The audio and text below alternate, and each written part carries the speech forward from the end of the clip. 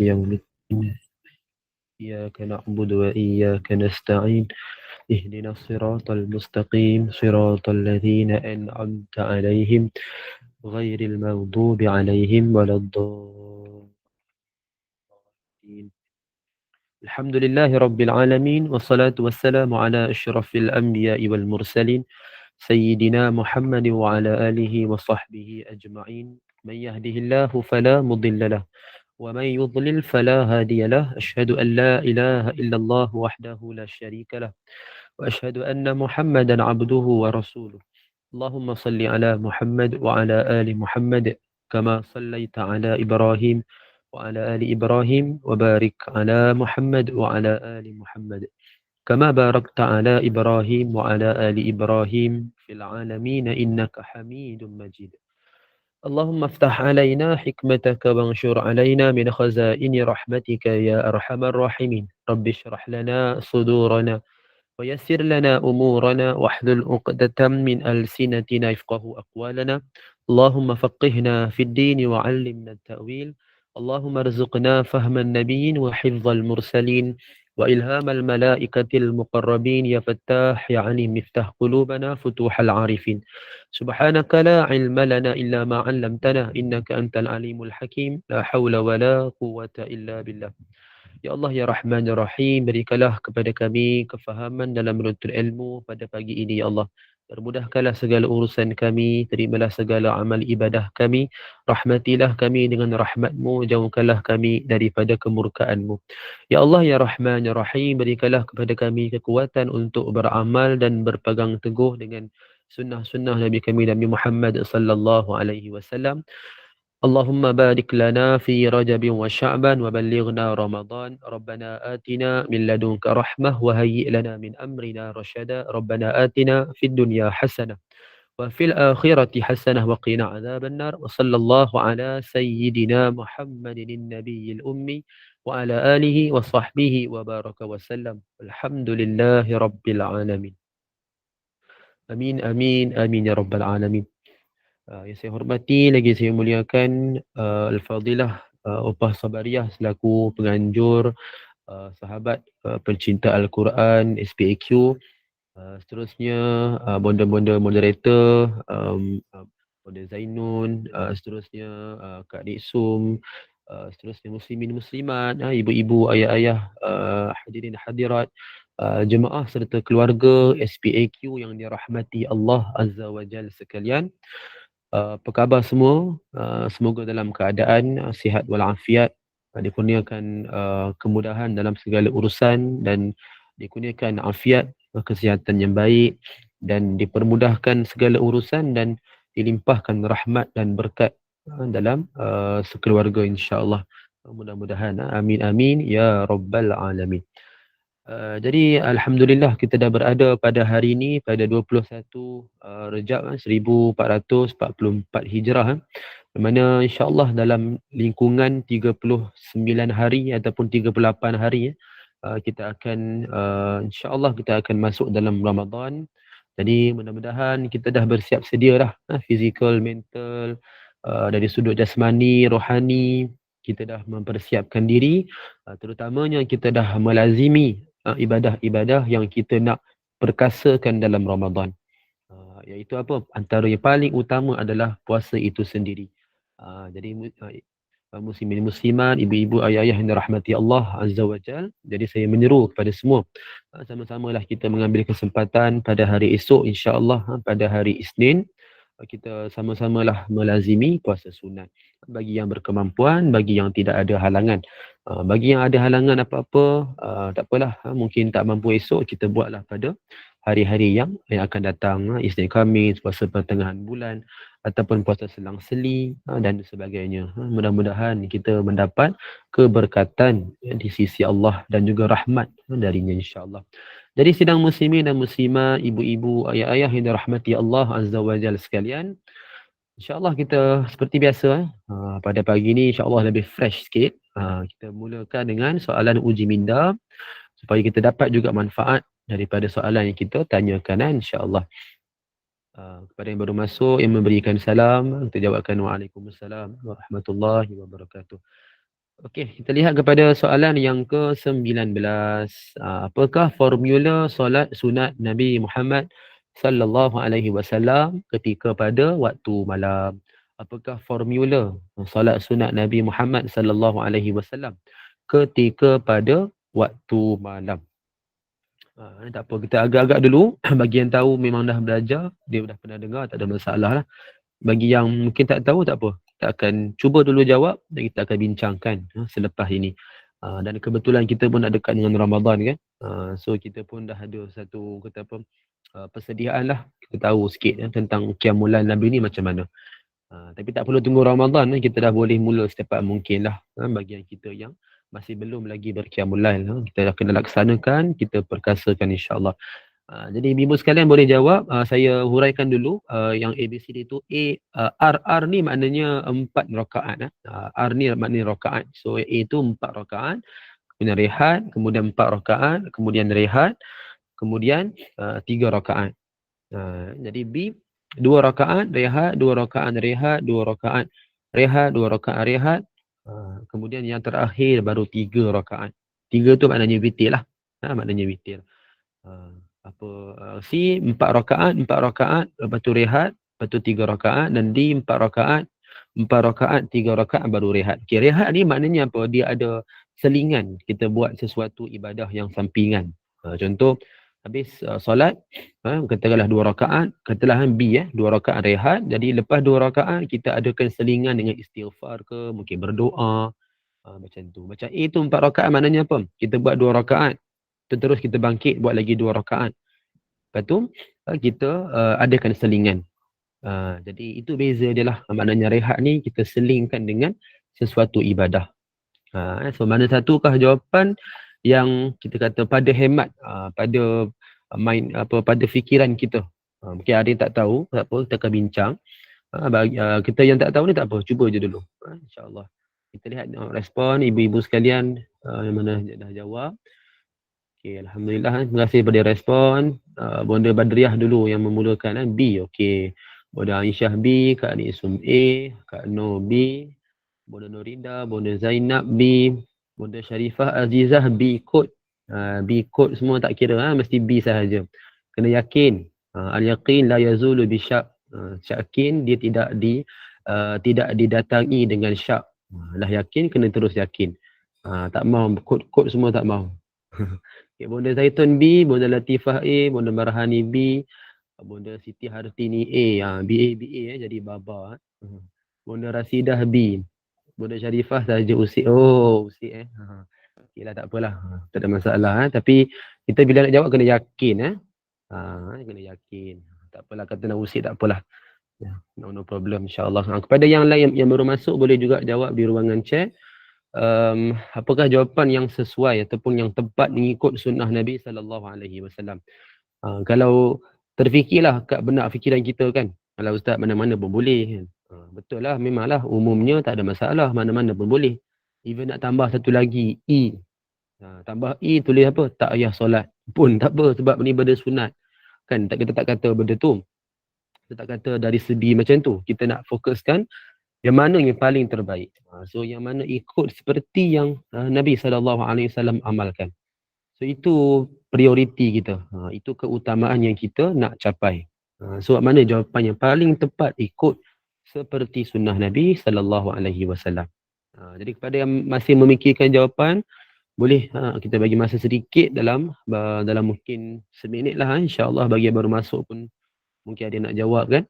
Jadi boleh ambil masa sikit, fikir-fikirkan dan kita jawabkan. Bukan cari-cari dalam Google, buka chat GPT ke, tak boleh. Kan ada kan sistem baru kan, chat GPT. Tanya dekat chat GPT, dia akan jawab apa jawapan dia kan. Tu janganlah. Kita kena jujur. Kena bersikap jujur. Kena al-amanah. Tidak boleh kita al-khianat. Mustahil bagi Rasul, mustahil juga bagi kita sepatutnya. Okey, ibu sekalian boleh jawab ni dengan chat. Boleh cuba je, tak apa. Salah tak apa. Kita tak rotan, kita tak akan marah, kita tak akan beletih. InsyaAllah saya tak suka beletih. Kadang-kadang tu bebel sikit lah. Okey. Mungkin dalam 30 saat insyaAllah kita bagi masa. Pada yang belum jawab, yang baru masuk, yang memikirkan jawapan. Setakat ni majoriti jawab A dengan B A, B, A, B B, A, B, A, Baba lah. Tengok apa. C dengan D mungkin tak ada Tak tahulah kenapa tak ada. Ni soalan tak berkesan lagi ni. Kalau soalan berkesan, orang akan jawab C dengan D sekali. Kena upgrade sikit lah lepas ni. Soalan lebih mencabar sikit Boleh ikut Soalan kebat lepas ni boleh ikut. Bagi soalan esei. Soalan esei. Bagi soalan senang lah ustaz kan. Nak jawab tu yang payah. Betul juga tu. Tak apalah. Saya gurau-gurau je insyaAllah. Okay. Boleh kita bincangkan? Okay, first kali terima kasih kepada semua yang respon. Semoga semua mendapat keberkatan dan kerahmatan di sisi Allah. Jadi apa jawapan yang paling tertepat pula, paling tepat? Okay, ada yang respon apa Bonda Badriah respon, biasa terdengar masna-masna. Betul, masna-masna. As-salatul lail masna-masna fa inna khasyat as-subh fa autir bi wahidah kama qala.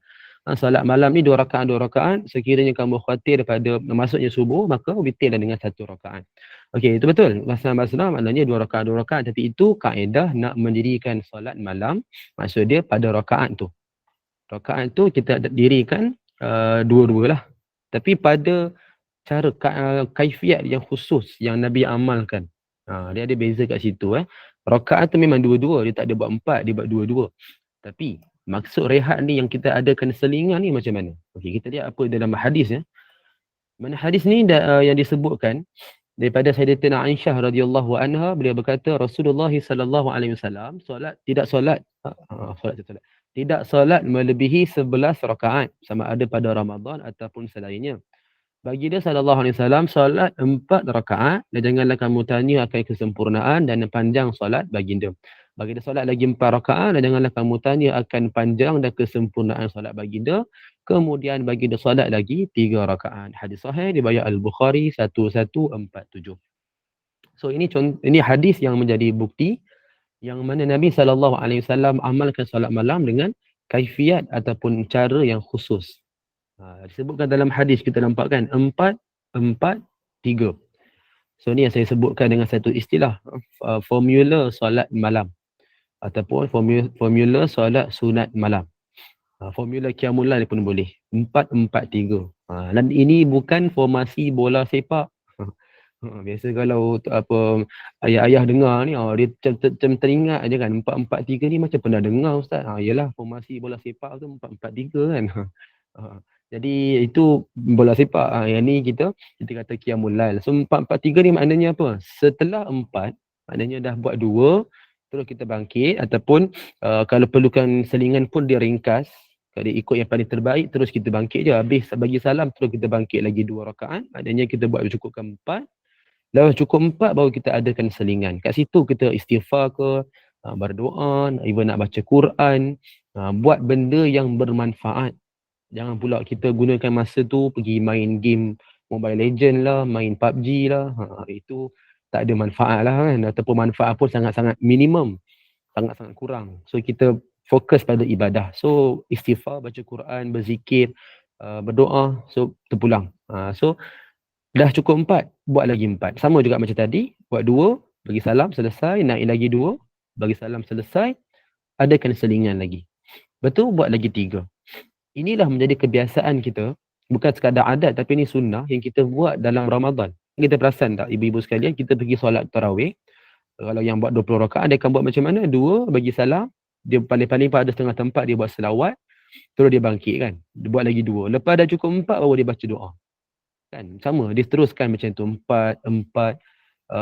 Biasa kalau buat 11, dia akan buat 4, 4, lepas tu terus witir lah. Kalau yang buat 20, 4, 4 sampai 5 kali lah. Kan 4, 4, 4 sampai 5 kali maknanya dah cukup 20, baru dia buat 3 rakaat witir. So every time yang diberhenti itu diadakan selingan.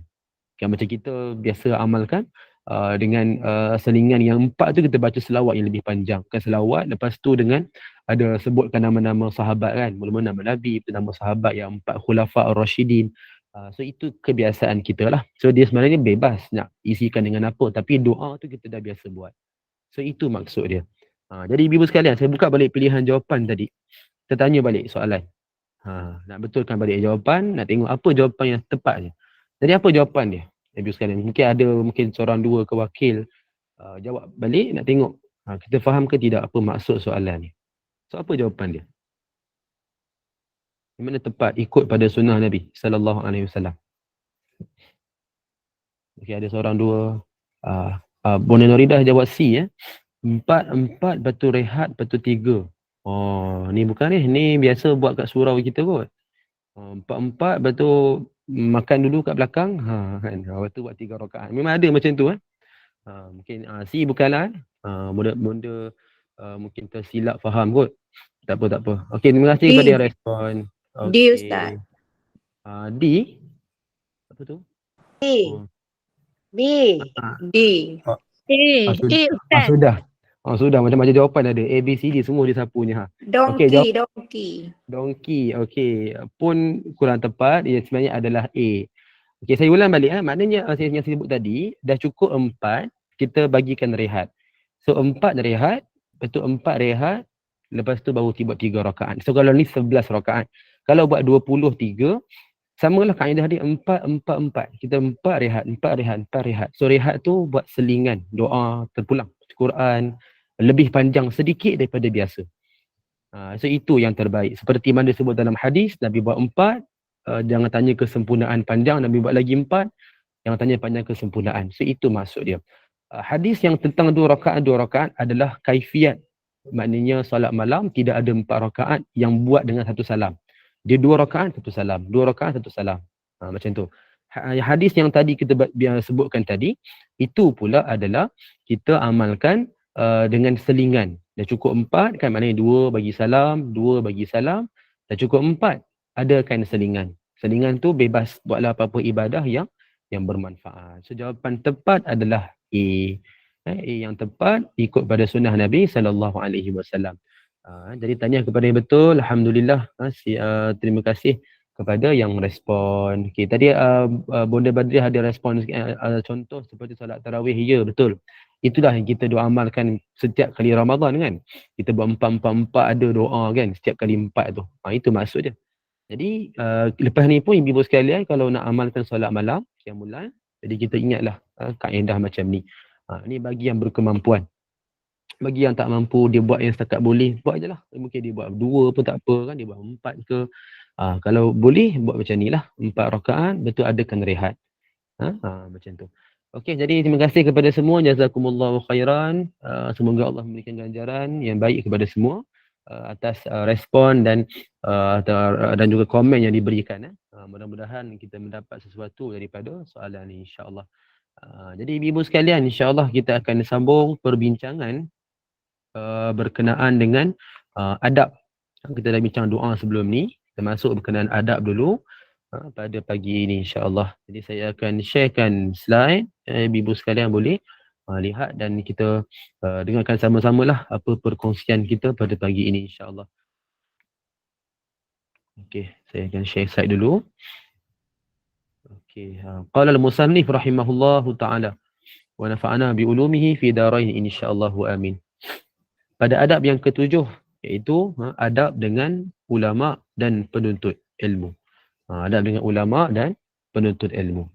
Dalam sebuah hadis yang mana Syekh meriwayatkan, ada 3 hadis dalam bab ini daripada guru Syekh Al-Mujtahid Muhammad Sa'ad bin Muhammad Abbas yang dikenali sebagai Maulana Sa'ad daripada kampung Temerloh, Pahang, dengan sanad yang bersambung kepada Abdullah bin Umar radhiyallahu anhu. Mana beliau berkata bahawa beliau menceritakan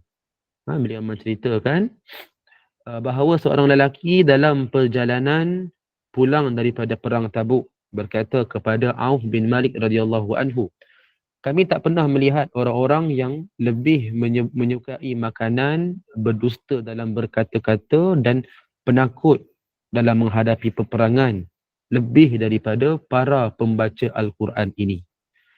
Mendengar hal tersebut, Auf radhiyallahu anhu berkata, engkau berbohong. Engkau adalah orang munafik dan aku akan memberitahukan hal ini kepada Rasulullah sallallahu alaihi wasallam. Lalu Auf pun pergi menemui Nabi sallallahu alaihi wasallam lalu untuk memberitahukan kejadian tersebut. Namun ketika dia sampai, Allah telah pun menurunkan wahyu tentang kejadian tersebut.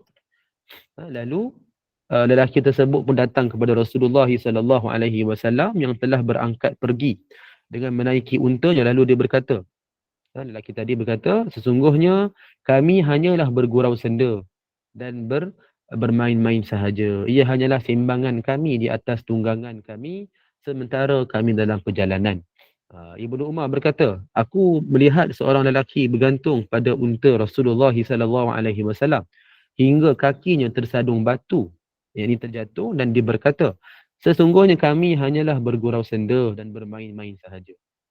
Nabi SAW lalu bersabda kepada dia, apakah dengan Allah, dengan ayat-ayatnya, dengan Rasulnya kamu ni bergurau senda? Baginda selepas itu tidak lagi berpaling ke arahnya dan tidak pula menambah kata-katanya. Ini disebut dalam riwayat At-Tabari, dalam kitab, dalam tafsirnya, tafsir At-Tabari, dalam surah At-Taubah, surah yang ke-9. Baik, jadi ini nak menunjukkan ibu-ibu sekalian, apa dia punya kisah ni, seorang lelaki yang tidak diketahui nama dia, tak disebut dalam hadis, yang mana dia ini dia bergurau. Saya buka balik dalam hadis tadi, kononnya dia bergurau, dia mengejeklah, dia memperli orang-orang yang pergi berperang. Itu sahabat-sahabat Nabi SAW radhiyallahu anhum ajma'in ni, dia mengejek, yang mana dia kata mereka ni menipu lah, mereka ni penakut, mereka ni suka makan sahaja, yang pergi berperang, yang dikatakan sebagai satu jihad lah kan, fi sabilillah. Jadi perkara ini yang mana bila mana sahabat dengar, Auf bin Malik radhiyallahu anhu dengar, dia pun rasa marah lah. Rasa marah, dia nak beritahu pada Nabi SAW. Lalu Allah dah menurunkan wahyu. Dan pada ketika ini Nabi SAW cukup marah.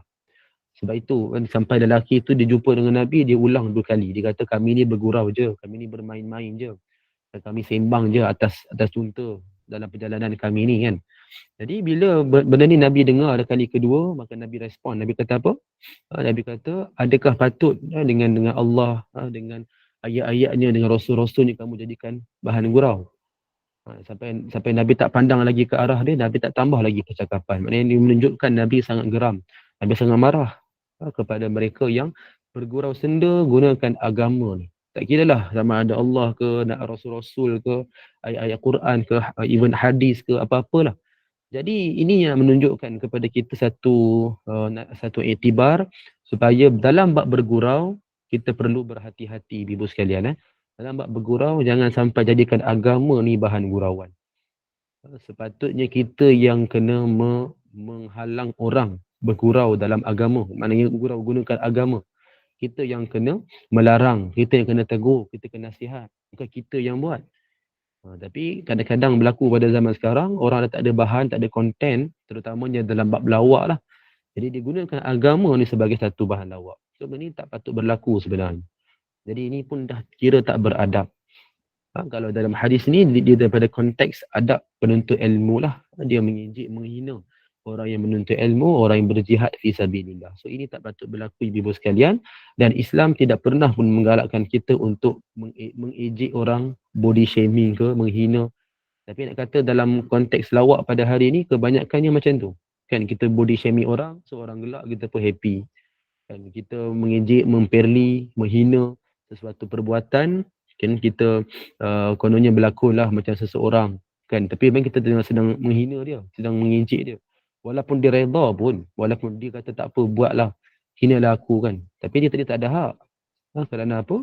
Kerana penghinaan itu adalah sesuatu yang terkeji dalam Islam. So kita kena ingat, nak berlawak boleh, bergurau senda, bahkan Nabi pun bergurau senda. Tapi tak adalah menggunakan sentimen agama, sentimen perkauman ke, ataupun orang ke, ataupun rupa paras ke kan. Tidak. So benda ni kita nak kena ingat. Dalam bab gurau, kita kena jaga-jaga supaya tidaklah melampaui batas. Dan sekali-kali jangan ambil agama, jangan jadikan agama sebagai satu bahan lawak. Sangat-sangat bahaya, boleh membawa kepada dosa besar. Dan even kalau melampaui sangat, boleh sampai boleh berlaku murtad pun boleh. Kan, contoh apa, kita mempermainkan Tuhan. Itu bahaya tu. Kan, mempermainkan Tuhan. Contoh kita kata dengan orang kan, kau ada berapa Tuhan? Ada banyak. Contoh, aku ada satu je. Betul? Oh, kira tak kuat lah ni kan. Kira tak majulah. Kau ada banyak Tuhan, lagi maju. Oh iya ke? Bolehlah aku masuk agama kau. Contoh benda ni kita rasa macam bergurau lah konon kan, nak buat lawak lah. Padahal melampaui batas. Benda ni melampaui batas, sebab itu dalam bab bergurau, dalam bab agama, kita kena sangat-sangat berhati-hati, tidaklah melampaui batas. So ini antara adab yang kita nak kena tekankan. Kita daripada hadis yang kedua, daripada Abu Sa'id Al-Khudri radhiyallahu anhu, dia berkata bahawa Rasulullah sallallahu alaihi wasallam bersabda, akan datang kepada kalian satu kaum yang menuntut ilmu, apabila kalian melihat mereka, berkatakanlah kepada mereka, selamat datang, dengan wasiat Rasulullah sallallahu alaihi wasallam, dan ajarilah mereka. Hadis hasan riwayat Ibnu Majah 247. Okey, ini nak menunjukkan kita perlu menghormati dan memuliakan orang yang menuntut ilmu. Even dia belajar ilmu yang paling asas pun, jangan sampai kita menghina dia. Contoh ibu-ibu sekalian, kita katalah kita ni dah baca Quran, kita ada kawan yang mungkin sama-sama sekolah dengan dia, dia baru sampai Iqra, Muqaddam contoh, ataupun bacaan kita fasih, bacaan dia kurang fasih. Jangan kita rasa oh kita ni lebih mulia daripada dia, kita rasa kita lebih bagus daripada dia. Kita sepatutnya bila tahu orang ni lemah, kita bantu dia. Bukan kita hina, bukan kita ejek, bukan kita bangga, bukan kita rasa kita lagi baik daripada dia. Tapi ini kadang-kadang mungkin berlaku dan kita mungkin tak perasan. So ini contoh ciri-ciri kita nak kena sedar. Maka Nabi SAW sebutkan dalam hadis ni, untuk kita ni ajarkan mereka menuntut ilmu. Tak kira ilmu tu walaupun asas, kan ilmu yang basic, orang mungkin tak tahu, tapi dia nak belajar. So kita ajarkan dia. Tak boleh ajar, kita hantarkan dia kepada orang yang sanggup mengajar dia. Jangan sampai kita ni menghina dia. Jangan sampai kita ni memperli. So ini kita nak kena menjaga adab. Walaupun dia belajar ilmu yang asas, walaupun dia belajar benda yang kita dah tahu, dia minta ulang-ulang suruh kita ajar pun, kita ajarkan. Kalau tak mampu, cakap tak mampu. Saya tak boleh, saya dah letih, penat. Minta tolong kita rehat dululah, kita sambung nanti. Kita kena beradab lah. Jangan sampai kita cakap, engkau ni aku dah ajar berapa kali pun kau tak faham-faham. Kan, tak payah belajar lah kau ni, kau tak layak nak belajar. Contoh, kan, terlalu emosi. Padahal dia nak belajar. Bukan dia sengaja, bukan dia memang sengaja cakap macam tu. So itu kita kena tegur lah kalau dia mempermainkan macam tu kan. So kita kena tegur. Tapi kalau memang dia tak faham, so kita kena beradab dengan dia. Kan, kita walaupun kita seorang guru ke, kita yang mengajar dia pun, kita kena beradab. Memang tak mampu, cakap tak mampu. Jangan sampai nak hina ejek dia. Tapi ini kadang-kadang berlaku dalam konteks kita menuntut ilmu. Jadi kita perlu menjaga adab dengan mereka ni, dengan penuntut ilmu. Walaupun ilmu tu ilmu yang asas. Daripada hadis yang ketiga, disebut daripada Abu Rifa'ah Al-Adawi radhiyallahu anhu, beliau berkata, aku melangkah orang yang sedang duduk sehingga aku datang kepada Rasulullah sallallahu alaihi wasallam sewaktu baginda sedang berkhutbah. Lalu aku berkata, ya Rasulullah, aku adalah seorang lelaki yang asing yang bertanya tentang agama ini, kerana sesungguhnya aku tak tahu tentang agama. Rasulullah sallallahu alaihi wasallam berpaling ke arahnya dan lantas mengambil sebuah kerusi dan duduk di atasnya. Baginda mengajarkanku apa yang telah Allah ajarinya. Setelah baginda selesai, baginda kembali kepada khutbahnya dan berkhutbah sehingga selesai. Dalam hadis sahih riwayat Imam Ahmad nombor 20753. Jadi ini pula satu lagi kisah yang kita nampak sangat menakjubkan lah. Ketika mana Nabi SAW sedang berkhutbah, tak disebut apa khutbah, mungkin khutbah Jumaat, mungkin khutbah raya, wallahu alam.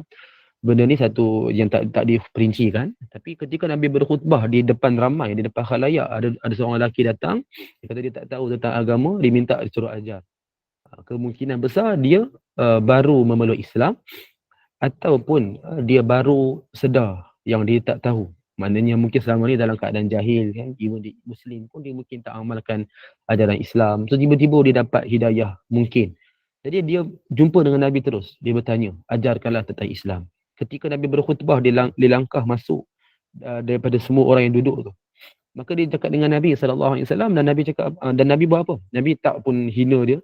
Nabi tak pun kata, lantak biar dulu, tunggu aku habiskan dulu. Mungkin kita fikir macam tu kan. Kita rasa aku tengah berkhutbah ni kan, biarlah aku habis khutbah dulu, baru aku ajarlah kau. Tapi bila Nabi dengar macam tu, Nabi pergi kat dia terus. Nabi turun, Nabi pergi kat dia, Nabi ajarkan dia apa yang sepatutnya. So kita boleh faham di sini adalah mengajarkan solat. Sebab itu antara benda yang penting sekali yang kita perlu ajarkan kepada seseorang yang baru kenal agama. even dia dah Muslim selama ni pun, mungkin dia tak solat, mungkin dia tak tahu tentang fardu ain. Pertama sekali, kita kena ajak, maknanya lepas syahadah lah. Kalau syahadah belum sebut, ajar syahadah dulu. Lepas tu adalah kita mengajarkan dia solat. So, kemungkinan dalam isu ni, Nabi SAW, kemungkinan besar Nabi ajar tentang solat. So, lepas Nabi dah ajar, Nabi naik balik khutbah, Nabi sambung sampai selesai. So, ini kita nampak di satu situasi. Yang mana kita jangan sekali-kali memperlekehkan orang yang menuntut ilmu. Walaupun dia apa je latar belakang dia, kita kena beradab. Kita tak boleh, memang tak boleh ajar, kita bagi tahu. Jangan kita hina je kan. Jangan, kita tak ada hak macam tu. Tak ada hak pun kita nak buat macam tu. Kita ambil contoh daripada kisah Nabi SAW. Okay, kita lihat apa yang ditulis oleh latar belakang bab dalam kitab ni. Ramai orang yang cenderung untuk menghabiskan masa lapang mereka dengan perkara-perkara yang tidak berfaedah. Kadang-kadang mereka mengisinya dengan perkara-perkara dosa yang hanya membawa kepada mudarat yang pada akhir akhirat. Contoh, menggunakan lisan berlidah, mengumpat, menyebarkan kata-kata umpatan, menyebarkan kabar angin sesama manusia. Jadi ini nak menunjukkan kita, menekankan kita supaya sentiasalah kita mengisi masa lapang dengan kebaikan. Antaranya menuntut ilmu lah.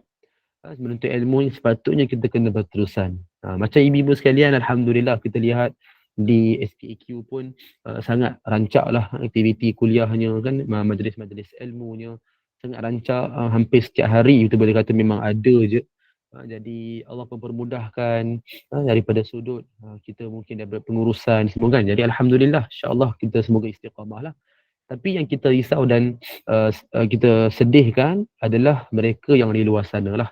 Jadi terutamanya daripada ahli keluarga kita sendiri.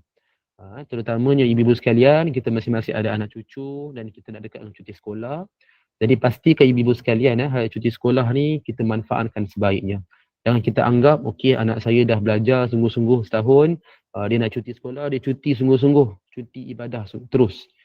Sampai ada orang dia bercakap tak perlu solat pun tak apa, fardu pun tak payah, cuti je lah. Sampai macam tu sekali persepsi. Dia anggap cuti tu sampai macam tu.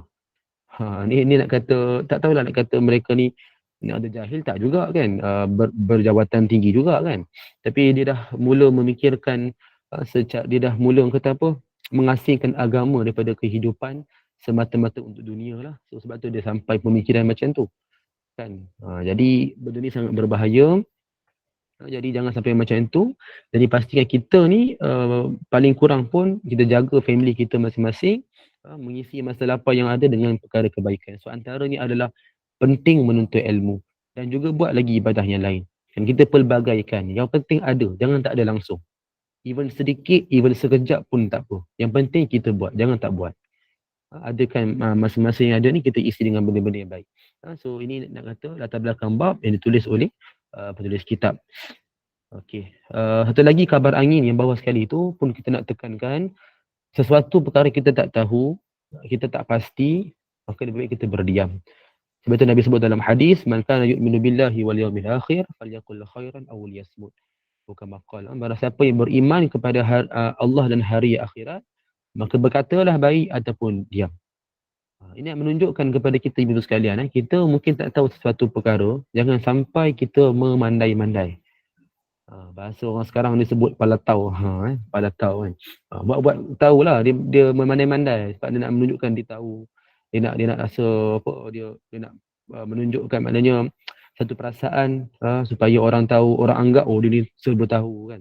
Jadi benda ni kita nak kena hilangkan, kena elakkan. Jangan sampai kita menyebar kabar angin yang boleh membawa kepada dosa. Bagi kita lihat pada seterusnya, pada pengajaran yang kita boleh lihat daripada kitab ini, disebutkan oleh penulis kitab, iaitu para ulama dan penuntut ilmu itu merupakan lambang agama. Oleh itu, mencaci dan mencela mereka walaupun secara tak sengaja membawa kepada terhapusnya amalan seseorang. Dalam hadis pertama dalam bab ini, orang yang berkata-kata kepada Auf bin Malik itu mengatakan bahawa dia tidak memaksudkan, dia tidak berniat pun, dia hanya bergurau kan. Bahkan hanya bermaksud untuk bergurau. Namun begitu, terhapusnya amalan-amalannya dan Allah menyifatkan perbuatan itu boleh membawa kepada kekufuran. Sebab apa? Dia bergurau dan mempermainkan agama. So benda ni adalah benda serius. Jadi kita nak katakan jangan sekali-kali kita mencaci mencela ulama dan penuntut ilmu. Dua-dua ni adalah lambang agama lah. Okay. Yang pertama, kita lihat pada yang kedua, Nabi SAW berpesan kepada para sahabat untuk berbuat baik kepada para penuntut ilmu dengan menolong dan berlemah lembut kepada mereka serta tidak merendah-rendahkan, mencari kelemahan dan mencela mereka. Ini merupakan pesanan yang kekal sehingga ke hari kiamat. Para sahabat pun telah menyampaikan pesanan ini kepada para tabi'in dan seterusnya para tabi'in menyampaikan pula kepada para tabi'in. Jadi ini satu lagi nak menunjukkan supaya kita ni sentiasa berbuat baik kepada penuntut ilmu lah. Jadi bukan sekat penuntut ilmu, sebenarnya kepada semua orang. Secara umumnya kepada semua orang, khususnya kepada penuntut ilmu, jangan sampai kita merendah-rendahkan mereka lah. Jadi ini kita kata jangan, kita kena kikiskan sifat mazmumah tu. Kita mungkin tak cakap direct, tapi kita ada perasaan dalam diri. Kan kita rasa takjub dengan diri sendiri, kita rasa orang lain hina, orang lain lemah. Jadi sepatutnya kita nampak orang lemah, kita bantu. Bukan kita hina dia. Kan kita nampak orang tak mampu, kita tolong. Bukan kita mengata tentang dia. Kan kalau tak mampu tolong pun kita berdiam. Itu sepatutnya kita nak kena buat. Bukan kita yang mengata memburukkan keadaan. Sebab kita tak berada di keadaan dia. Kita tak tahu apa cerita sebenar. Apa situasi sebenar. Jadi jangan sampai kita jadi begitulah, sangat-sangat dicela di sisi Allah. Dan kita lihat pada seterusnya yang terakhir berkaitan dengan pengajaran ni kita boleh ambil manfaat. Imam Ibnu Asakir dalam kitab Tabiin Kadzibul Muftari menyebutkan, ketahuilah wahai saudara-saudaraku yang diberi taufik oleh Allah dan redha-Nya bahawa daging para ulama itu mengandungi racun. Dan menjadi sunnatullah bahawa sesiapa yang merendah-rendahkan para ulama itu akan dihina olehnya. Sesiapa yang memakan daging para ulama itu dengan mengumpat mereka, maka ia akan mati. Dan sesiapa yang menghidu baunya sahaja dengan mendengar umpatan-umpatan tersebut, maka dia akan sakit. Sebabkan ini jugalah Al-Imam An-Nawawi rahimahullah bersedekah sebelum pergi menuntut ilmu daripada gurunya. Sambil dia berdoa, ya Allah tutuplah aib guruku dariku dan janganlah engkau hilangkan keberkatan ilmunya daripadaku. Ini satu kata-kata oleh seorang imam, Ibnu Asakir, yang sebenarnya banyak memberikan jasa dalam Islam, yang kita kata satu kata-kata yang kita perlu ambil manfaat, ambil iktibarlah. Iaitu jangan sekali-kali kita menghina dan memperlekikan seorang ulama dan juga seorang ahlinya, maknanya ahlul ilm lah, dan juga penuntut ilmu, talibul ilm.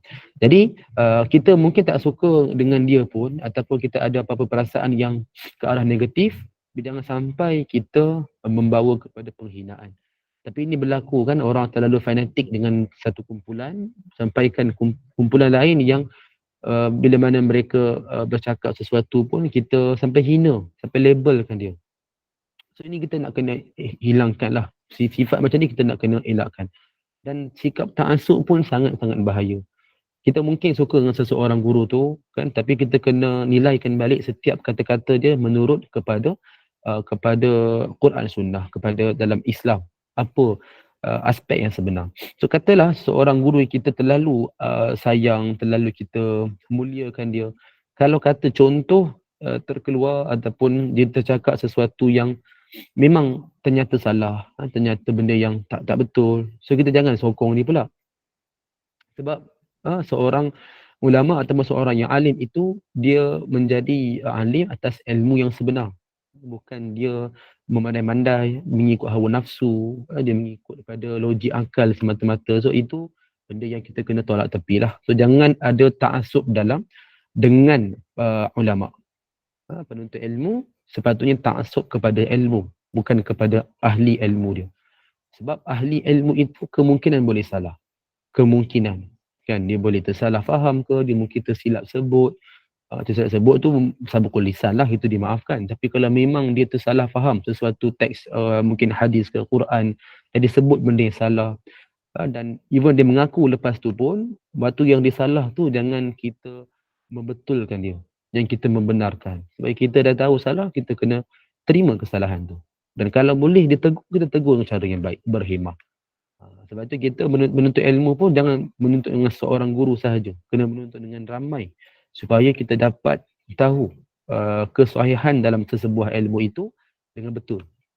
Kan bila dikatakan oleh kita belajar dengan seorang guru sahaja, kita khawatir akan terikut dengan fikrah dia semata-mata. Dan kita khawatir kalau ada fikrah pemikiran dia yang membawa kepada benda-benda yang tak betul. Contoh, waliyazubillahi min zalik. Sebab itu kita belajar kena ramai guru. Even ulama pun mereka mempelajari dengan ramai guru. Bukan dengan hanya seorang sahaja sampai akhir, tidak. Kerana ini nak menunjukkan ketulinan dalam ilmu yang kita dapat. Jadi jangan sekali-kali kita menghina penuntut ilmu dan juga dengan ulama lah. Even tak suka dengan dia pun jangan sampai kita hina. Dia salah pun kita tegur. Kita hina. Kan mana ada Islam menyuruh kita hina seorang. Kan tak adalah. So kita tahu salah, tegur baik-baik. Jangan sampai kita menghina. Jadi ini pada adab ke-7. Kita selesai masuk pada adab yang ke-8. Iaitu adab dengan diri sendiri. Okey. Syekh meriwayatkan ada 3 hadis dalam bab ni daripada guru Syekh iaitu Syekh Al-Faqih Ramli bin Haji Muhammad Al-Jawi daripada Pahang dengan sanad yang bersambung kepada Abu Hurairah radhiyallahu anhu. Beliau berkata bahawa Rasulullah sallallahu alaihi wasallam bersabda, janganlah sesekali seseorang di antara kamu memakai sebelah kasut tanpa sebelah yang lain. Hendaklah dia memakai kedua-dua belah ataupun menanggalkan kedua-dua belah kasutnya. Hadis sahih riwayat At-Tirmizi nombor 81 dalam kitab Syama'il Muhammadiyah. Okey. So ini adalah hadis yang berkenaan dengan adab dengan diri sendiri. Yang mana kita memakai kasut, contohnya lah disebut dalam hadis, memakai kasut, jangan dipakai sebelah sahaja ataupun memakai sebelah lain. Itu bukan setakat selekeh, tapi lagi satu, kita tidak berlaku adil kepada diri sendiri. Tak boleh kata, ni tak apa lah Ustaz, ni diri saya. Kan diri saya pun milik Allah juga. Kan inna lillahi wa inna ilaihi raji'un. Kan kita daripada Allah dan kita kembali kepadanya. Dan kita adalah milik Allah. Sebab itu tak ada orang pun boleh kata, oh, ni diri saya buatlah apa yang saya nak. Ni anak saya buatlah apa yang saya nak. Bukan macam tu kan. Dia dalam konsep Islam, kita tetap kena sedar bahawa kita ni adalah hamba Allah. Even kita mak ayah kepada seseorang pun, kita suami isteri, mana ada isteri, ada suami. Kita ada anak murid. Jadi kita tak boleh kata, ini hak saya, tak ada. Tetap daripada umumnya adalah dia tetap seorang hamba Allah. Kita kena ikut apa yang hak yang sepatutnya. Termasuk dengan diri sendiri pun sama. So jangan memakai begini, maknanya nak katakan kita tidak berlaku adil. Sampai macam tu. Even disebutkan dalam riwayat yang mana pakai sebelah kasut adalah cara syaitan memakai. So sebab itu kita kena elakkan lah. Okay, kita lihat nanti kita akan huraikan lepas ni lebih detail lah. Jadi pada hadis yang kedua, daripada Buraidah bin Al-Hasib Al-Aslami radhiyallahu anhu meriwayatkan bahawa Rasulullah sallallahu alaihi wasallam melarang seseorang itu duduk di antara tempat teduh dan tempat yang tidak mempunyai teduhan. Dalam riwayat lain baginda sebut sebagai itu merupakan tempat duduk syaitan. Hadis sahih riwayat Ibnu Majah 3722. Ini pun sama. Sebelah tempat teduhan, sebelah tempat tak ada teduhan.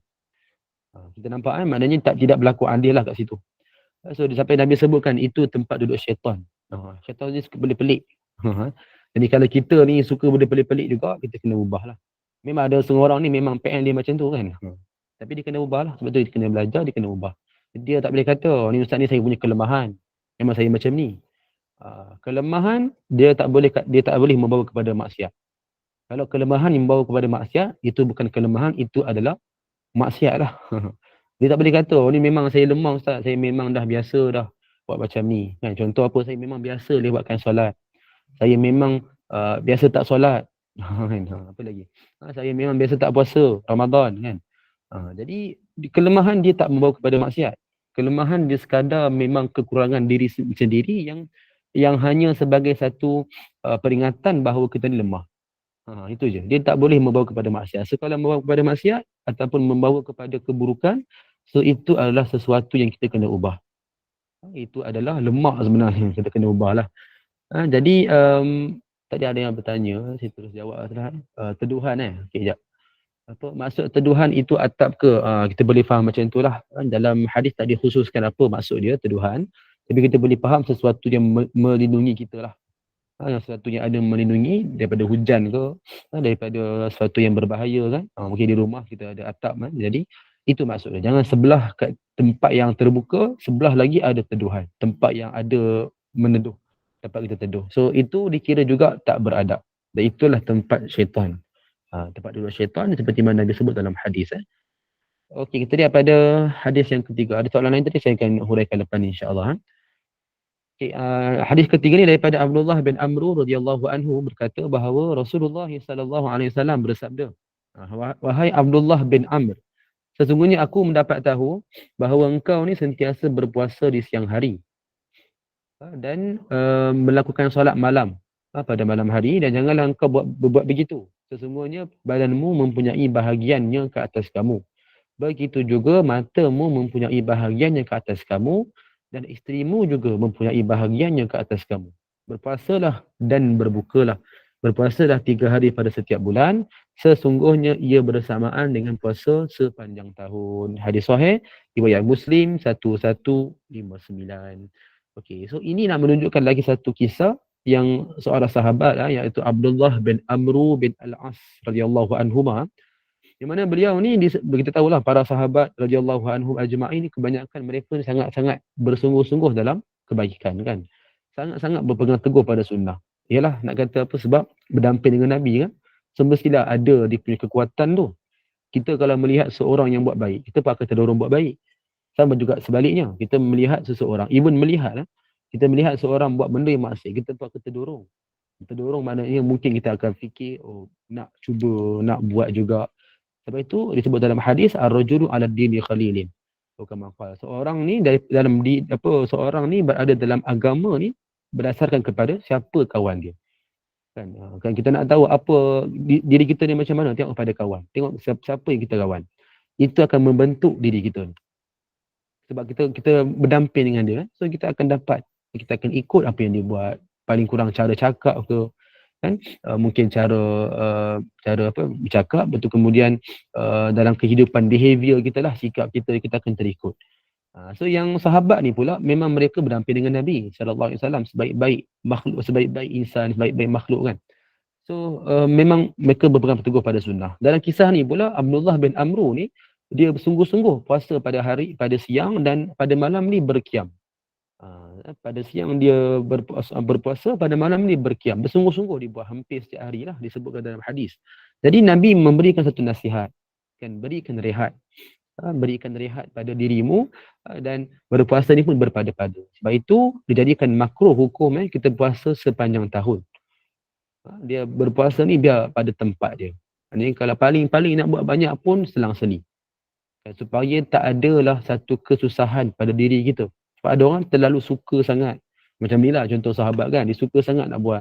Tapi Nabi berikan nasihat, jangan over sangat. Sebab itu Islam menekankan sederhana. Jangan terlalu over, jangan terlalu ringankan. Itu masalah juga, ringankan sangat ni. Kita kena bersederhana. Kan, buatlah apa yang sepatutnya, dan tinggalkanlah apa yang sepatutnya. So berpuasa, kena berbuka, kena ada puasa, maknanya ada yang kita skip puasa kita kan, ada hari yang kita tak berpuasa kan. So 3 hari. 3 hari iaitu kita sebutkan hari-hari putih lah. Saya pun dah pernah sebut beberapa kali dalam kuliah-kuliah lepas. So berkenaan dengan iaitu satu lagi qiyamul lail. Qiyamul lail pun jangan dipaksa-paksa, maknanya memang kita buat berterusan, boleh buat qiyamul lail berterusan, bahkan itu pun sunnah. Cuma jangan dipaksa dalam setiap qiyamul lail itu. Sampai kita rasa menyusahkan diri sendiri, janganlah. Kita buat kadar mampu kan, yang penting berterusan. Pada qiyamul lail tak ada masalah, berterusan. Tapi berpuasa kena ada rehat. Sebab puasa ni lama kita buat. Kan? So ini satu lagi adab kita kena amalkan. Adab yang kita kena amalkan. Okay, kita lihat pada latar belakang bab. Kita lihat apa yang penulis kitab tulis. Seorang Muslim tu dituntut untuk memperelokkan layanannya kepada diri dia. Tidaklah dibolehkan dia menzalimi dirinya dengan menjerumuskan dirinya sendiri ke dalam kehancuran. Bahkan dia seharusnya menjauhkan dirinya daripada dosa dan kemaksiatan semampu yang dia mungkin. Kesemua ini merupakan ukuran bagi keadilan seseorang kepada dirinya, yang sekaligus merupakan tujuan keadilan itu sendiri. Keadilan ini merangkumi semua aspek yang berkaitan dengan dirinya, sama ada daripada segi perkataan, perbuatan, sama ada zahir ataupun batin. Jadi ini maksud yang disebutkan. Kita perlu bersikap adil. Adil pada apa? Pada diri sendiri berkena adil. Kita jangan sampai kita melebihkan orang lebih daripada diri sendiri. Kan betul kita biasa dengar kan satu quote kan, kita nak love other self, love yourself first kan. Maknanya kita cinta, kita sayang dulu diri sendiri, jaga diri sendiri dulu. Dan kita asyik nak jaga hati orang ataupun diri orang. Diri sendiri kena jaga dulu. Maknanya kita kena menekankan daripada soal apa? Soal adab. Kan daripada soal kita menjaga bab pakaian ke, bab kebersihan ke kan, bab ibadah pun sama, bab muamalat dengan sesiapa pun sama. Kita perlu jaga adab supaya kita mencapai keadilan.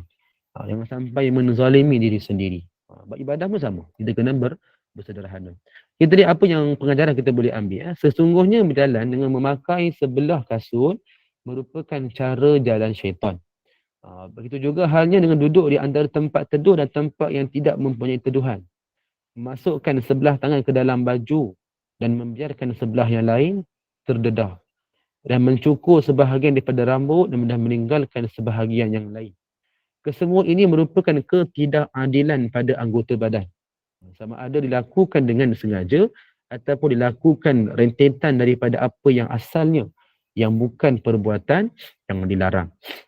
So ini contoh yang ditulis oleh penulis kitab. Nak memberikan kita satu gambaran, adil ni dia berlaku pada semua keadaan. Kita perlu adil. Kita nampak macam remeh benda ni kan. Kita nampak macam alah ustaz, paling-paling pun makruh je kan. Macam sebelah kasut kan, ikut macam syaitan. Alah tak apalah sekali-sekala. Saya pun nak try juga macam syaitan ni. Contoh, janganlah macam tu kan. So, ini adalah satu ilmu dan kita perlu bersikap adil. Maknanya kita bila nak buat sesuatu, kita kena fikirkan dulu. Adakah kita dah bersikap adil? Adakah kita dah betul-betul ikut seperti mana yang syarak kehendaki? Memang tak bawa kepada haram. Kan contoh cukur ataupun kita gunting rambut sebelah kita biar. Memang nampak pun selekeh lah kan. Sebelah kosong kan, sebelah botak, sebelah lagi tak botak. Kan? Nampak memang dah selekeh lah sebenarnya tu. Dan satu selekeh, satu lagi adalah benda tu pun tak berlaku adil. Pada diri sendiri pun tak adil. So benda ni yang kita kena elakkan lah. Yang paling penting adalah kita berlaku adil pada diri sendiri. Walaupun tak bawa kepada haram, tapi benda ni adalah perbuatan yang makruh. Kita lihat apa lagi? Antara perbuatan yang menunjukkan keadilan manusia ke atas dirinya adalah apabila dia tidak makan sambil dia bersandar dan dia tidak makan dengan kuantiti yang banyak. Apabila dia berbuka puasa, dia berbuka dengan beberapa biji kurma, beberapa tegukan air ataupun beberapa sisipan susu masam sebagaimana yang diriwayatkan dalam hadis-hadis yang menceritakan tentang kesempurnaan baginda. Ini semua merupakan cara Nabi SAW menunjukkan keadilan kepada dirinya sendiri. Jadi ini pun kita nak kena amalkan supaya tidaklah kita dianggap sebagai tidak adil. Maknanya kepada diri sendirilah. Jadi kita contoh, kita kata makan sambil bersandar kan. Even dengan kuliah pun kalau di masjid surau ada yang suka bersandar. Kalau kita pakai jenis kerusi duduk tu, dianggap kerusi tak apa lagi lah kan. Kita bersandar kat kerusi tak ada masalah lagi. Tapi kalau bersandar maknanya dengan macam orang nak relax tengok macam tu kan, macam tengok cerita, tengok movie pula. So benda tu antara benda yang kurang beradab sebenarnya. Kurang beradab yang kita perlu elakkan sebab dia memberikan satu gambaran yang kita tidak fokus pun dengar apa yang disampaikan. So itu kurang beradab, bukan sekadar dengan diri sendiri, bahkan dengan guru yang datang untuk mengajar. Kan? Jadi ini kita nak kena sedarlah, kita nak kena buat. Jangan sampai kita amalkan secara kebiasaan. Kita lihat lagi satu lagi sebagai terakhir sebelum kita jawab soalan ibu-ibu sekalian. Seorang Muslim itu wajar mengasihani dirinya dan dalam beramal ibadah tanpa berlebih-lebih atau mengambil mudah. Sesungguhnya kita tidak masuk syurga disebabkan banyak amal ibadah. Tapi Allah lah memasukkan kita dengan rahmatnya. Jadi ini kita nak kena faham lah. Ada orang kan dia kata sampai dia anggap semakin banyak ibadah semakin mudah masuk syurga. Okey, istilah ni dia kena ada huraian. Dia tak boleh sebut macam tu sahaja. Seorang akan anggap ibadahlah menjadi punca masuk syurga. Kan? Ibadah semata-mata. Padahal tidak. Ibadah dia mendapatkan rahmat. Antara asbab kita dapat rahmat Allah. Kasih sayang Allah. Rahmat Allah datang daripada pelbagai macam. Bukan hanya ibadah. Even dengan akhlak kita pun dapat rahmat. Kan? Even dengan cara kita beradab dengan seorang pun dapat rahmat. So benda ni dia adalah luas. So kita boleh kata apa? kita buat sesuatu amal ibadah, itu menjadi asbab kita dapat rahmat daripada Allah. So rahmat itulah memudahkan kita masuk ke dalam syurga. Maksudnya dua benda yang kita nak kena bezakan. Masuk syurga bukan dengan amal ibadah semata-mata, tapi dengan rahmat. Dan amal ibadah menjadi asbab kita dapat rahmat Allah, kasih sayang Allah. Sebab itu jangan kita anggap, oh kita buat banyak-banyak ibadah, masuk syurga confirm kan. Padahal tak kan, kita tak boleh jamin confirm. Kecuali yang Nabi telah jamin dalam hadis tentang 10 orang sahabat, itu lain. Tapi kita ni memang tak ada orang pun boleh jamin, kita nak jamin orang ke, orang jamin kita ke, even dia seorang ulama ke, kita tak boleh jamin pun. Sebab Allah yang layak menentukan kita ni kat mana. Allah dia yang layak menilai kita ni siapa. Kan, kita tak boleh kata pun. Kita paling-paling sebut dia orang yang baik, insya-Allah. Saya bersaksi atas kebaikan dia. Kita boleh doa macam tu, kita boleh cakap macam tu lah. Kita berikan kesaksian macam tu. Tapi tak boleh kita kata, oh ni ahli syurga ni, insya-Allah. Tak boleh macam tu. Kita doakan dia tak apa, insya-Allah apa dia menjadi ahli syurga. Kita doakan dia tak apa. Yang kita kata, oh ni ahli syurga ni. Jangan. Itu dua benda berbeza ni. Jadi kita nak kena sedar, dan kita perlu berjaga adab dengan diri sendiri, supaya itu pun antara asbab kita mendapat rahmat Allah. Dan itulah sekadar pada pagi ini. Kita lihat dulu di ruangan chat yang mana ada bertanya soalan. Kita cuba jawab. Dan kita selesaikan majlis kita, insya-Allah. Okey, Mona Nur Aini bertanya, macam mana kita nak kenal ulama yang betul-betul ulama? Okey. Sebenarnya status ulama ni dia agak sangat mulia, sangat tinggi. Jadi kita tak boleh sewenang-wenang kita menggelarkan seseorang ulama lah dengan begitu mudah. Jadi apa antara kriteria dia? Kita melihat daripada sudut cara dia menuntut ilmu dan juga cara dia menyampaikan ilmu. Itu dua lah kriteria yang kita boleh jadikan sebagai satu penanda aras. Kita nak katakan dia ni sama ada ulama yang memberikan manfaat ataupun ulama yang su, yang membawa kepada kejahatan. Wa'alaikumsalam misalnya. Akhir zaman memang ada ulama yang kita nampak dia memang dia mempelajari ilmu yang banyak, dia tinggi ilmu dia, tapi dia membawa kepada keburukan. Menyesatkan orang lah contohnya, ataupun dia membawa kepada kejahatan. Dia contoh dia apa, dia kata apa, dia mengaburi orang kan dengan kata-kata dia, kan dia pandai bercakap, berpidato. So dia akan memberikan satu pemikiran yang jahat, menghasut orang lah orang cakap. So benda ni sebenarnya bahaya. So kita boleh nilai daripada apa, cara dia menuntut ilmu dan cara dia menyampaikan ilmu. So dia menuntut ilmu kita boleh lihat daripada siapa guru-guru dia kan, daripada sudut apa yang dia pelajari. Jadi itu yang pertama, menuntut ilmu dan dia menyampaikan ilmu. Adakah dia menyampaikan mengikut disiplin ilmu ataupun lebih kepada hawa nafsu. So ini antara kita boleh kata penanda aras nak mengatakan adakah ia betul-betul ulama ataupun ular dalam semak. Contohlah saya sebutkan kan. Macam tu. Satu lagi ibu sekalian, perbezaan antara kuliah dan juga tazkirah.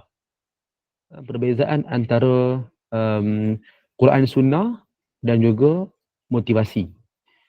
Kuliah ni dia lebih kepada kita belajar mesti berkitab ataupun ada pengajian yang khusus yang kita bincangkan, dan huraian dia mesti berpandukan kepada kitab tersebut. Adapun tazkirah dia lebih umum.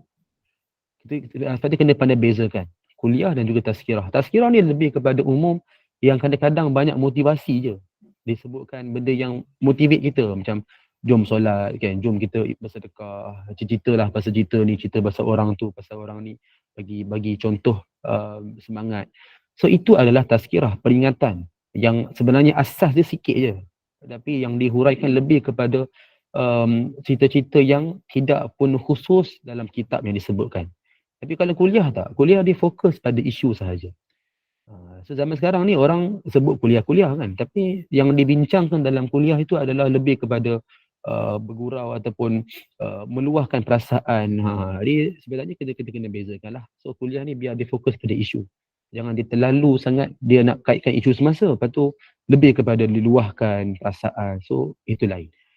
Jadi ni pun nak kena bezakan supaya kita dapat kenal siapa yang betul-betul yang menguasai ilmu dan siapa yang sebenarnya dia panggil apa, macam penglipu lara ke, ataupun lebih kepada dia bercerita kosong.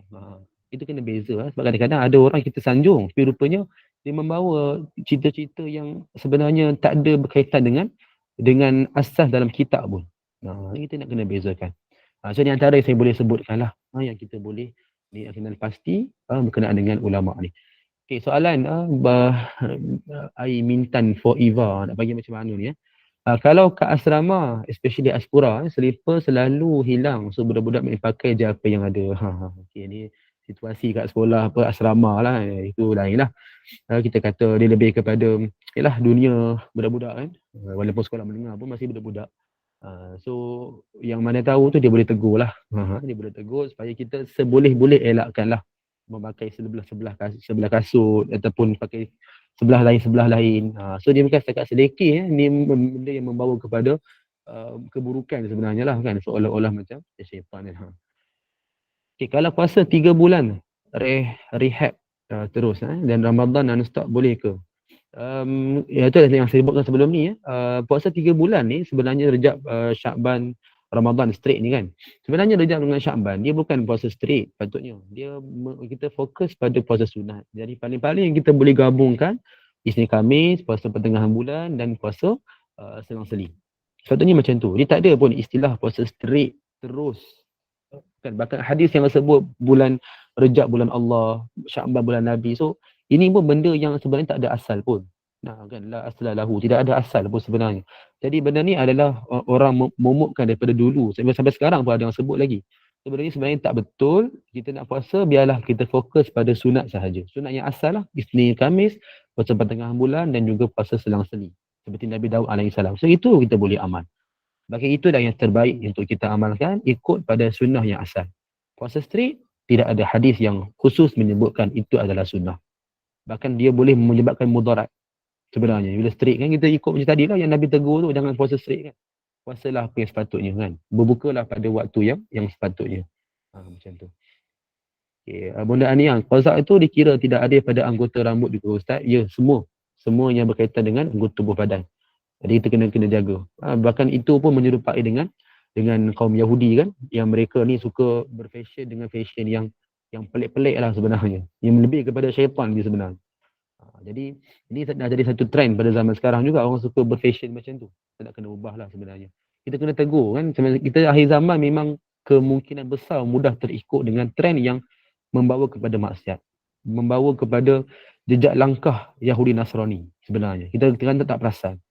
Dan mereka memang suka mempengaruhi kita daripada benda-benda yang kita mudah lalai. Lagu, filem, kan, benda-benda yang kita mudah terikut lagi generasi sekarang. So kita yang dah dewasa, kita yang dah ada pengetahuan, kita kena berhati-hati. Kita kena tegur, kita kena betulkan keadaan. Okey. Bunda Maimun bertanya, macam mana pula orang yang lelaki yang mencukur licin kiri kanan dan meninggalkan setumpuk rambut di tengah kepala? Adakah tidak ada pada diri sendiri? Okey, kalau lihat ni satu trend yang tak patut pun kita buat. Tak patut pun lah untuk kita buat.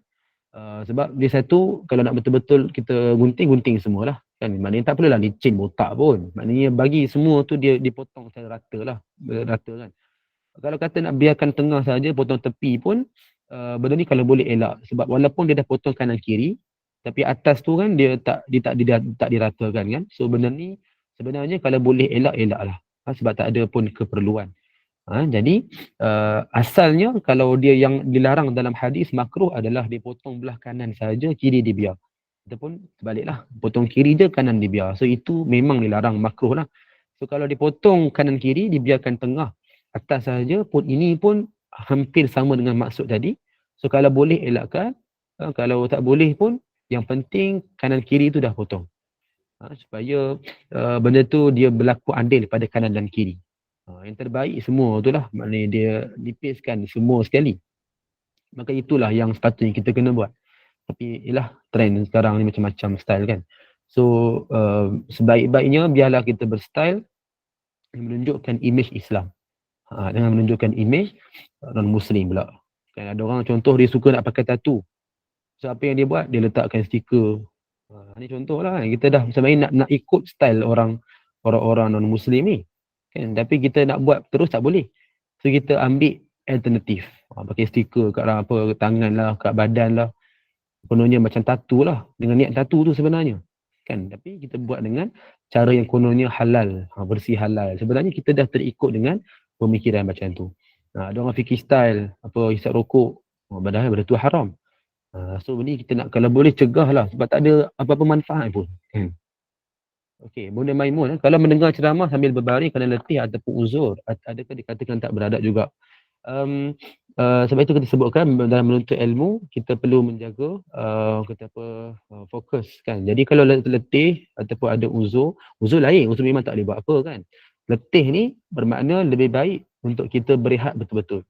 Jadi kita pilih jelas sama ada nak rehat ke nak belajar. So kalau kita belajar dalam keadaan yang letih, kita pun tak boleh fokus dan kita mengganggu orang lain nak fokus dan kita menyebabkan guru pun dah tak selesa. Lebih baik kita terus berehat, fokus pada rehat. Waktu belajar kita fokus pada belajar. Sepatutnya itu lebih sesuai, lebih beradab. Manakala uzur ni memang dia tak mampu. So itu kita faham. Uzur ni tak ada masalah, memang kita faham dia tak boleh. Contoh memang dia dah usia dah tua. Itu lain kita faham. Guru pun akan faham. Memang dia dah tua, tak mampu tapi dia datang, kita kena appreciate dia. Tapi kalau orang letih ni lain. Letih ni asal dia boleh untuk fokus tapi dia sebab letih. So baik dia rehat terus. Tak nak menyebabkan apa-apa keburukan pada diri dia, pada orang lain, pada guru. So itu lebih beradab. Bahkan ceramah yang dia nak dengar tu dia boleh rakam ke, dia boleh dengar kemudian. Sebab mementingkan pada khusyuk. Kan sama juga dengan hadis berkenaan dengan solat. Kadang-kadang ngantuk. Bila kita dalam keadaan ngantuk, kita sepatutnya kena rehat dulu. Rehat, hilangkan rasa mengantuk tu dulu, baru solat. Kan? Sebab apa? Nak fokus pada khusyuk. Bukan setakat solat tu, setakat pada menggerakkan anggota badan, tak. Dia khusyuk pada setiap anggota tubuh badan. Kan? Maknanya betul-betul kita menjaga kualiti solat tu. Sebab itu, dalam soalan Bunda Maimun ni, lebih baik kita rehat dulu, hilangkan letih supaya tak ada apa-apa keburukan. Yang ceramah tu kalau takut tertinggal, kita boleh rakam, kita boleh dengar kemudian. Itu lebih afdal menjaga adab dalam majlis ilmu. Ini soalan ni ya. Okey, sekejap. Dah 11.30 sebenarnya. Ada ceramah lain ke lepas ni? Kita boleh sambung sikit ni. Silakan Ustaz, teruskan. Boleh saya cuba ringkaskanlah jawapan-jawapan ni. Okey, Kak Nisum. Ustaz, amal ibadah menjadi asbab kita mendapat rahmat Allah. Betul ke statement ni? Betul, sebab kita mendapat rahmat Allah ada pelbagai cara ataupun pelbagai sebab. Dan benda ni ada satu benda yang tidak dikhususkan, cuma kita boleh kata antara sebab kita mendapat rahmat kasih sayang Allah adalah amal ibadah itu sendirilah. Sebab itu kita disunatkan untuk memperbanyakkan amal ibadah. Kan? Satu untuk menyempurnakan kefarduan, lagi satu berkenaan dengan mendapat rahmat Allah ni menjadi asbab. Masuk syurga dengan rahmat Allah. Asbab rahmat Allah ni banyak. Salah satu adalah kita melaksanakan amal ibadah. So Allah sayang kita, sebab kita buat benda baik. Kan? So ini mendapat rahmat Allah lah. Okey. Kak Noh, Ustaz bolehkah kita selalu mengucapkan sahabat jannah? Itu maknanya satu doa lah. Kita katakan sahabat syurga kan. Kita doakan dia.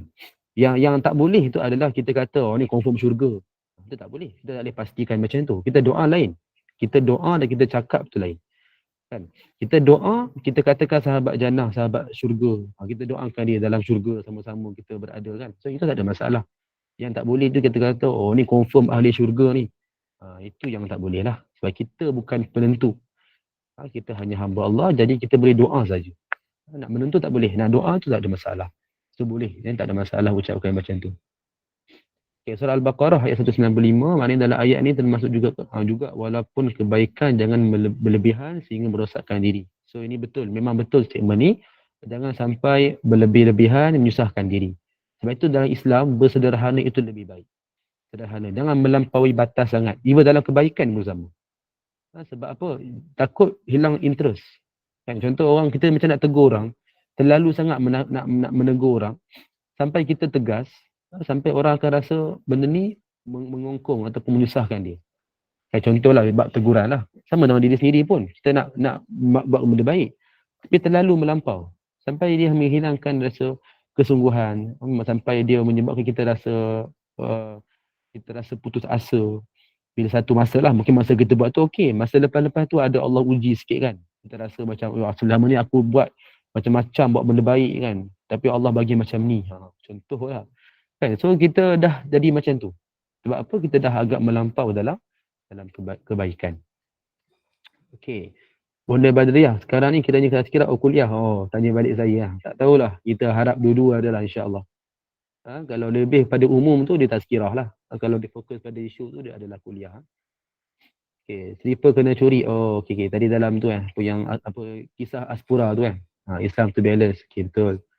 Kini bonda ni item Afghan Malaysia banyak sekali ni. Okey, kini trend sesama kita terakhir lah insya-Allah. Kini trend sesama saudara muslimin dan muslimat menengkuh secara in public. Contoh media sosial dan YouTube termasuk dalam industri dakwah. Termasuklah antara guru-guru sama ada nama disebut ataupun tidak. Alasan mereka sebagai muslim harus mesti menegur saudara lain atas kesilapan mereka dan sebagai amaran kepada umum. Pada pendapat adakah ini dibenarkan dalam Islam atau dikira sebagai mengaibkan? Jika mengaib, bagaimanakah seorang influencer harus dilakukan? Okey, ni isu semasa lah ni ya. Okey. Dia dalam konteks kita menegur orang, dia tengok pada isu.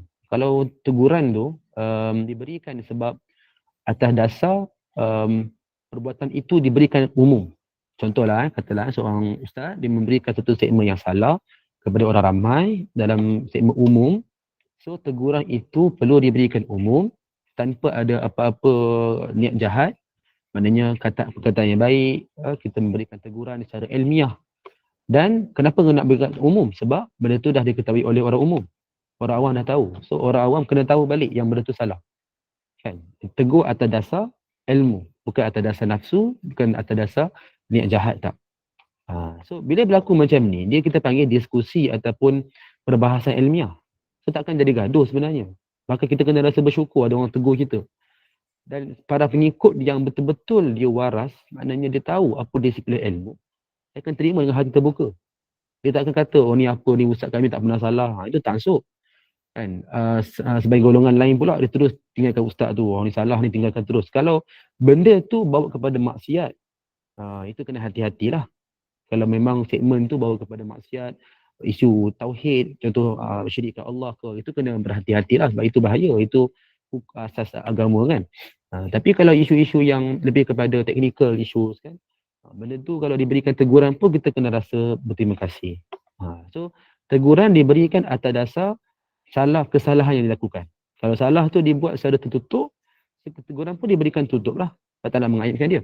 Tapi kalau kesalahan tu dibuat secara umum, orang ramai dah tahu kesalahan tu dan diikut benda salah tu, teguran mesti dibuat secara umum juga. Supaya orang ramai tahu itu salah dan mereka boleh ubah. Patutnya macam ni. Dan tegur dengan cara yang berhemah. Tak perlulah kita terlalu emosi. Biasa orang emosi yang jadi macam tu kan. Emosi tak perlu emosi. Kita bertegur dengan cara hemah, dengan menggunakan perkataan yang sesuai. So ini sebenarnya sangat baik. Diskusi ilmiah ni sangat bagus sebab kita boleh membuka ruang fikiran kan. Sebab kita mesti ada berbeza pandangan, berbeza cara gaya hidup. So, kita cari titik persamaan. Kan? Kita biar berbeza dalam banyak benda, tapi kita cari titik persamaan supaya tak berlaku perbalahan. So macam itulah. Jadi ikut pada isu. Maknanya ikut pada konteks. So boleh je ditegur secara umum kalau isu tu dibawa secara umum. Macam tu. Sebab tu kita bila sampaikan satu kepada orang ramai, kita kena pastikan dulu. Tak pasti jangan sampaikan. Itu yang paling selamat. Kan? Benda ni lah yang saya boleh berikan sikit respon lah atas apa yang berlaku sekarang ni kan. Okay, saya cukup sekali itu dulu lah. Dah habis soalan ni kan. InsyaAllah kita akan sambung lagi pada kuliah akan datang. Mudah-mudahan dapatlah sesuatu. Kita dapat sesuatu untuk kita amal dan kita sampaikan kepada orang. Dan mudah-mudahan kita dalam kuliah ni, dalam kuliah yang lain-lain juga, kita mendapat asbab, mendapat rahmat Allah lah. Mudah-mudahan insyaAllah. Amin amin ya rabbal alamin. Wallahu ta'ala a'lam wa ilmuhu atam. A'udzubillahi as-sami'il 'alim minasyaitonir rajim. Bismillahirrahmanirrahim. Alhamdulillahi rabbil alamin wassalatu wassalamu ala asyrafil anbiya'i wal mursalin sayyidina Muhammad wa ala alihi wa sahbihi ajma'in. Allahumma inna nastaudi'uka ma 'allamtana farduduhu ilayna inda hajatina ilayhi wa la tunsinahu ya Allah ya rabbal alamin. Rabbana la tuzigh qulubana ba'da idh hadaytana وهب لنا من لدنك رحمة إنك أنت الوهاب. ربنا آتنا في الدنيا حسنة وفي الآخرة حسنة وقنا عذاب النار. وصلى الله على سيدنا محمد النبي الأمي وعلى آله وصحبه وبارك وسلم. Alhamdulillahi rabbil alamin. Qul